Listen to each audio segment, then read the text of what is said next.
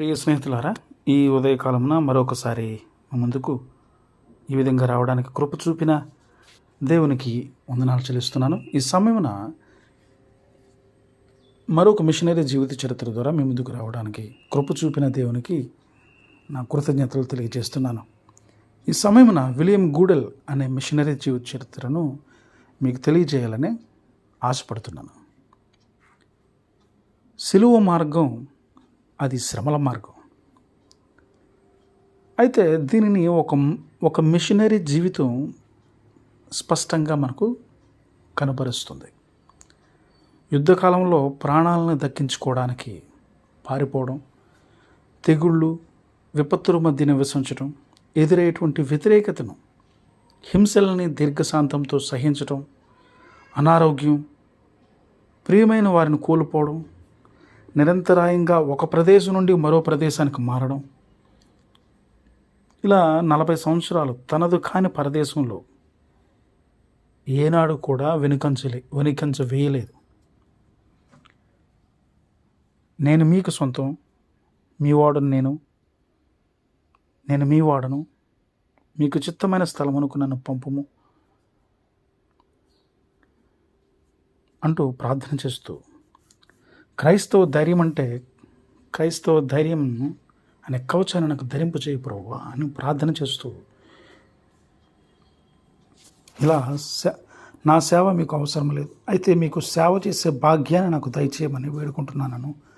మాటలు శ్రమల మధ్య కూడా ప్రభువును సేవించాలనే తన సమర్పణ నుండి ఎన్నడూ తొనుకొని విలియం గూడెల్ యొక్క ప్రార్థనలవి. అయితే విలియం గూడెల్ గారు American board of commissioners for foreign machines యొక్క మిషనరీ అయిన గూడెల్ గారు జనవరి మాసంలో తన భార్య అబిగయల్ ఇతర మిషనరీలతో కలిసి మాల్టా అనే దీవికి చేరుకున్నారు. అక్కడ వారు కొన్ని నెలల పాటు తూర్పు ప్రజల భాషలను అధ్యయనం చేస్తూ గడుపుతూ ఉన్నారు.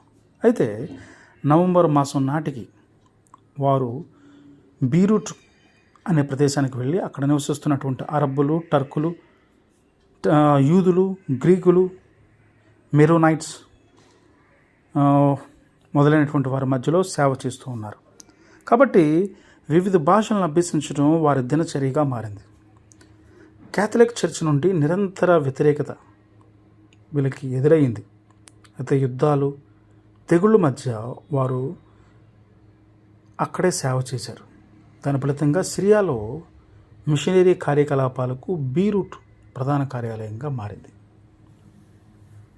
మాల్టాకు తిరిగి వచ్చిన తర్వాత 1830 సంవత్సరం నాటికి గూడెల్ గారు కొత్త నిబంధనను ఆర్మెనో టర్కిష్ భాషలోకి ట్రాన్స్లేట్ చేయడం అనేది పూర్తి చేశారు.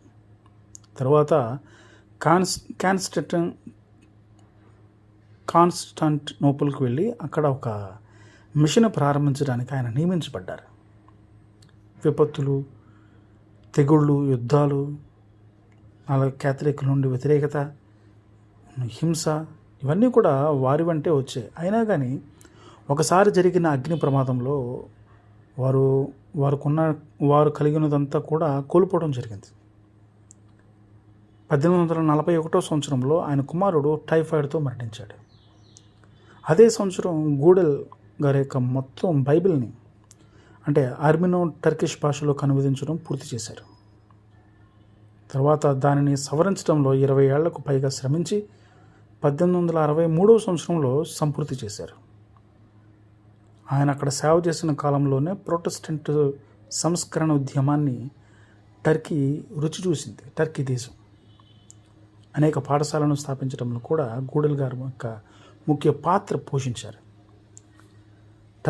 టర్కీ సామ్రాజ్యంలో 1823 నుండి 51 వరకు, తిరిగి 53 నుండి 65 వరకు కూడా 40 సంవత్సరాల పాటు ఫలవంతమైన పరిచర్యను చేసిన తర్వాత అమెరికాకు తిరిగి వెళ్ళిన విలియం గూడెల్ గారు తన తుది శ్వాస వరకు దేవుని సేవలో సాగిపోవడం జరిగింది.